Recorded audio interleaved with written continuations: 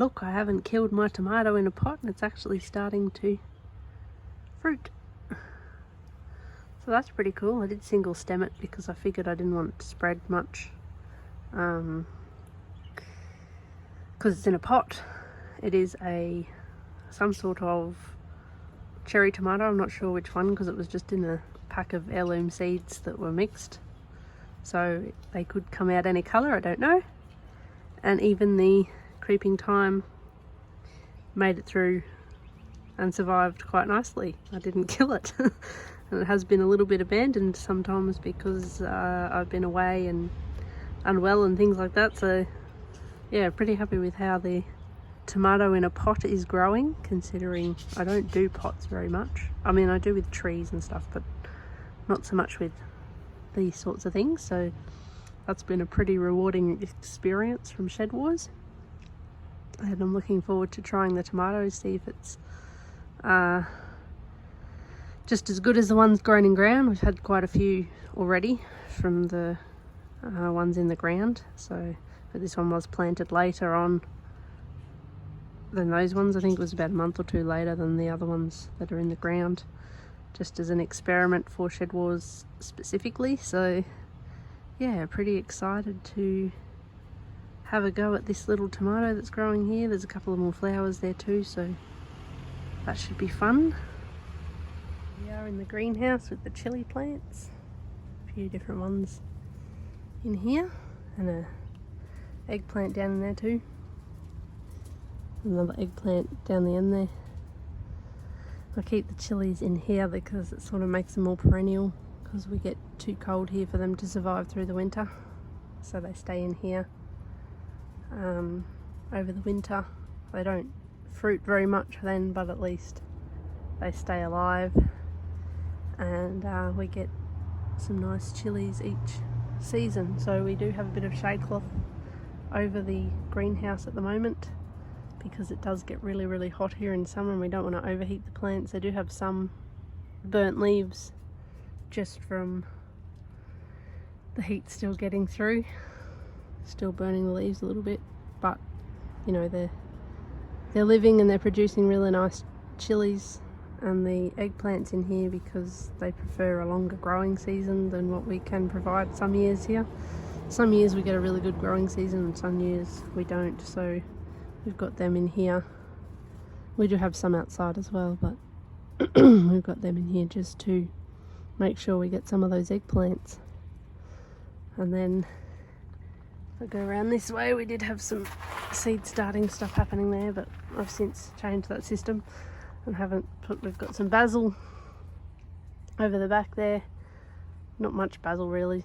I just didn't have anywhere to put it, so I put it over there. But some capsicums again in here, because it sort of makes them more perennial than annual. They'll keep coming back for a few years and produce capsicums each year. This is their first year in here. And the eggplants down the front. It is a bit darker over this side because we had a bit of a storm while I was away and it's blown the shade cloth to where it shouldn't be, so it's a bit dark here at the moment, but I'll fix that in a minute and give these poor things some light.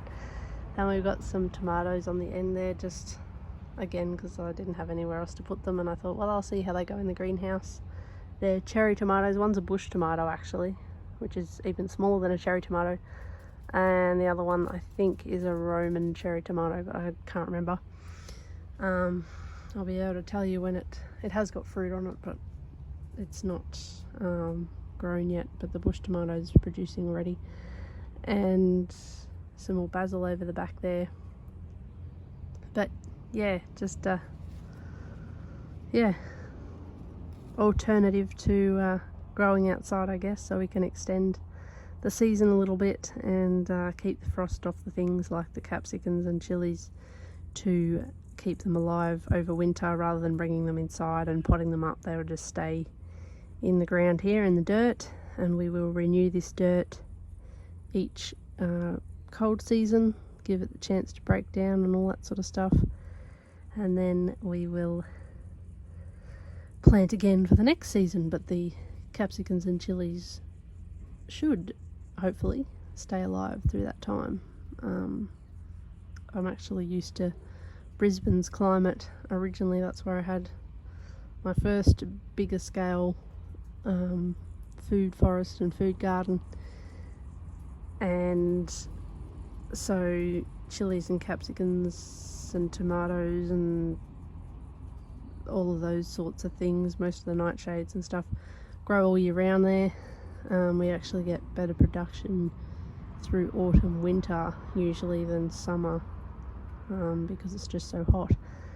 And certainly things like pumpkins as well are a winter crop in that climate, and here they're a summer crop, so it's a very different way of doing things. I've been doing this now for 5 years. I discovered the other day, realised here, and it took me a good 3 years to get a handle on this climate because it's so much different and changes a lot more than the more subtropical, tropical climates do.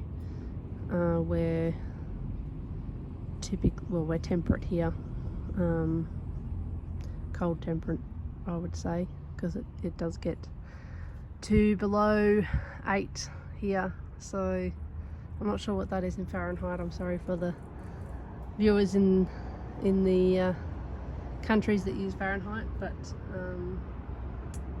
yeah, -8 degrees Celsius is a typical winter frost sort of temperature, midwinter temperature for us here.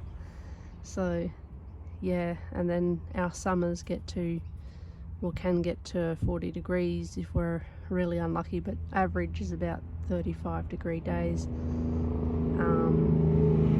and it's fairly dry here, but we do get some humidity as well, so yeah, it's very different. So that's why we've got the greenhouse to help me a little bit try and put food on the table when there's not much growing or producing through the winter. So we're expanding this at the moment. We've got a passion fruit further down, passion fruit vine. We've got a medium berry or medium berry, however you want to pronounce that. It's an Australian, I guess you could call it an Australian wild blueberry, but it's different tasting to that. It's a very Australian taste really. And we've also got a Panama berry in as well, which will hopefully produce very soon. So yeah, those things that I enjoy that aren't very big, or you can sort of trellis them so they don't get very big as far as like growing up past the roof sort of thing, we have in here. And then obviously these end beds have got the vegetables and the capsicums in them and tomatoes. So yeah, a bit of a day in the greenhouse. So that's today's video. Thank you for watching. Please hit whatever relevant button you'd like to hit. And we'll see you in the next one. And also I wanted to say well, a couple of things actually. I just realized I didn't mention in the video in the greenhouse.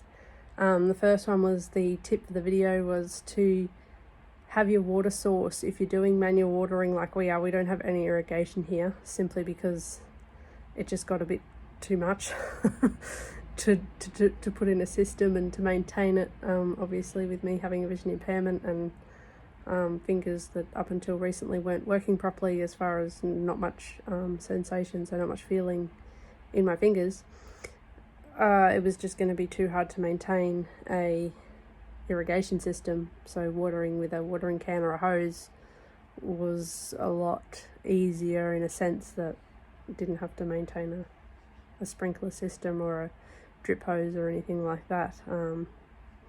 Not to say that those things aren't great, they are, but yeah, just a bit much.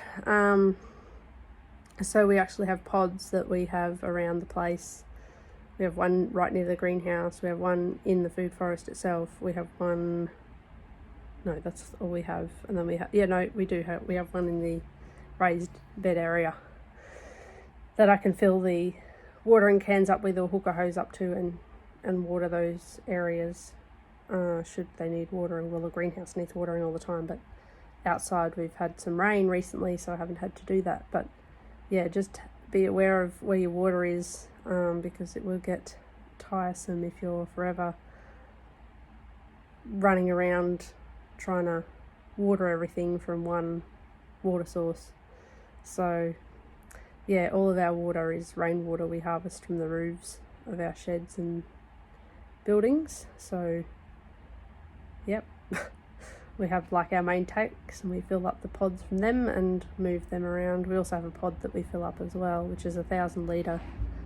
I think they call them totes over in America, I'm not sure, but anyway, we call them pods over here.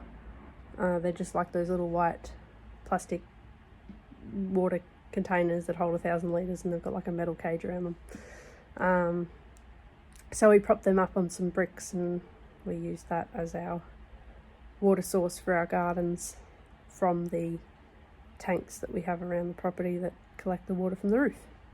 So that's our basic watering system. The other thing is Hawthorne Plants. I am looking for some madly and I haven't been able to find any. I did find some American pawpaw, which will grow here because it doesn't mind the frost, unlike papaya, which is Australians for some reason call it pawpaw. I'm not really sure why, but anyway, it is papaya and it won't grow here. It doesn't like the frost, but the American pawpaw does. Anyway, I found plants and ordered them and that's fine. They won't be here until July when they're dormant, I assume. But anyway, I'm looking for Hawthorne plants, predominantly for the berries and the leaves and the flowers and all those things to make tinctures. I'm not sure how you say that. Anyway, oils and all those sorts of things with. So if anyone knows in Australia where I can get them, I don't mind if I have to order them from somewhere, that's fine. Or if I have to go somewhere to get them, obviously I don't really want to travel too far, but yeah, if anyone knows where we can get Hawthorne plants, can you please let me know in the comments? I will be forever grateful because I just haven't been able to find any. I did find an Indian hawthorn plant for sale, but they didn't have any in stock, so that was pretty useless. So anyway, if anyone knows where we can get Hawthorne plants in Australia, please let me know in the comments below.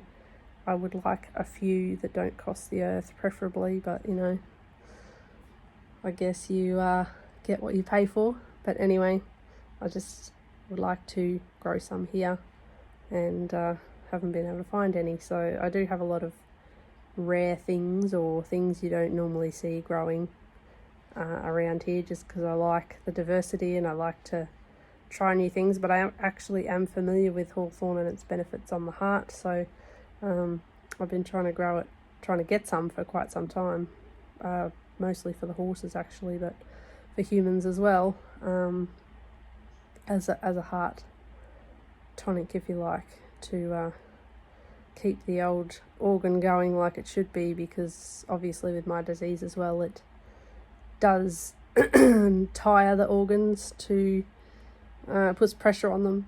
So to protect my organs as well is vital, obviously, to survival. So yeah, I want it for me as well. So yeah, if anyone sees hawthorn, I do have motherwort here, which is another heart herb, but yeah, I think hawthorn would taste a lot better, or does taste a lot better. I have used it in the past, but yeah, anyway, thanks for watching, and I will see you in the comments, and I will try to respond to everyone. I do try and respond to all comments. If I miss you, I'm sorry, I just haven't seen it. Obviously, no.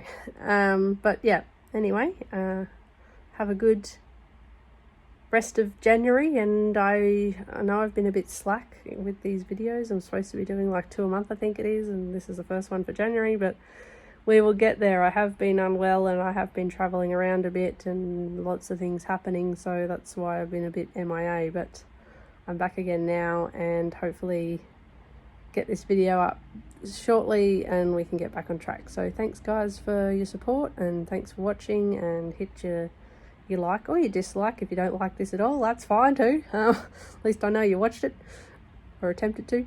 And the subscribe if you feel like you want to keep in contact. We'll keep in touch with what's going on around here, and I will see you in the next video.